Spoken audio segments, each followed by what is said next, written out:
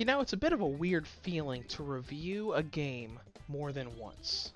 Minecraft. A couple years ago I reviewed the PlayStation Vita version, and today I am going to review the Nintendo Switch version. The idea of this version was to enhance the Wii U experience and bring it on the go, so let's see how it does. This is my review of Minecraft Nintendo Switch Edition.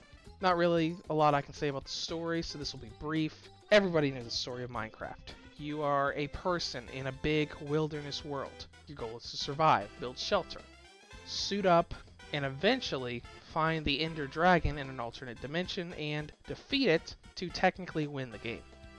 Yes, the game has story outside of Minecraft's story mode by Telltale Games, but you don't really know there's a story until you actually beat the game. So there's not really a big emphasis on story here. It's more gameplay.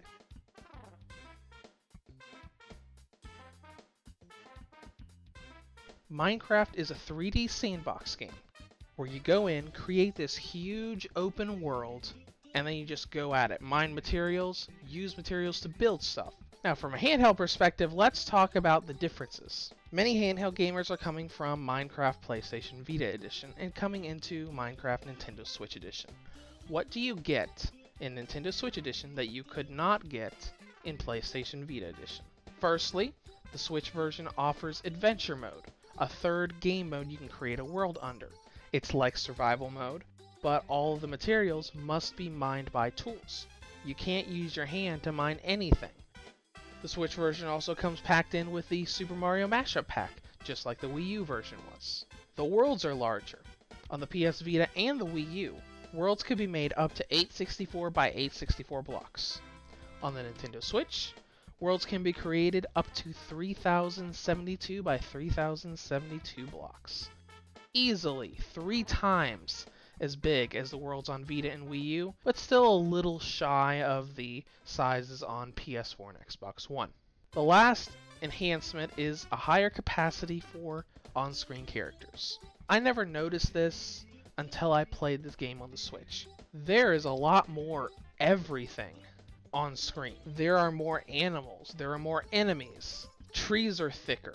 There's just so much more in these worlds than there were on the PlayStation Vita. It's so busy.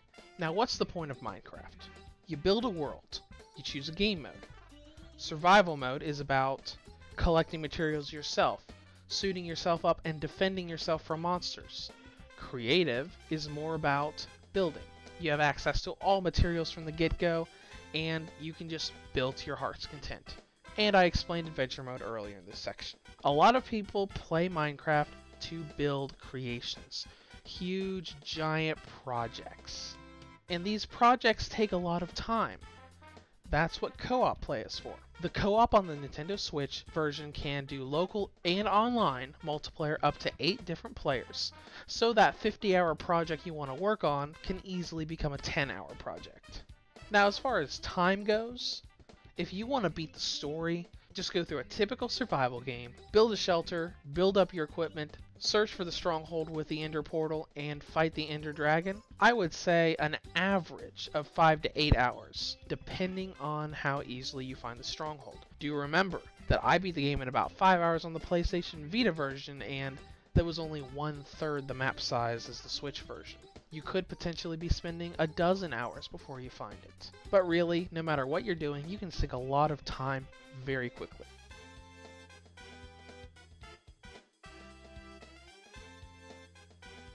With presentation, it looks identical to the Wii U version of the game, which is a little bit smoother than the Vita version. Resolution is improved. Minecraft on the Wii U ran at a resolution of 720. Switch runs 720 in handheld mode and runs 1080 in docked mode. And the draw distance is about the same as the Wii U and a little bit enhanced from the PlayStation Vita. As you can see here, here is a screenshot. On the left we have the PlayStation Vita version, and on the right we have the Nintendo Switch version. In the left area of the screen you can see a little bit more rendered in the background. So with handheld gamers, they're getting a little bit of an improvement. Not a lot, but a little bit. And performance, I have no complaints about. In docked mode, it sticks to 60 frames per second from start to finish. In handheld mode, Sometimes the frame rate will drop to 30 frames per second, but it will stay locked there until it goes back up to 60. No matter what you do in the game, you're always going to have 30 or more frames per second, which is great because the Vita version did dip under 30 every so often. Now let's go to battery life.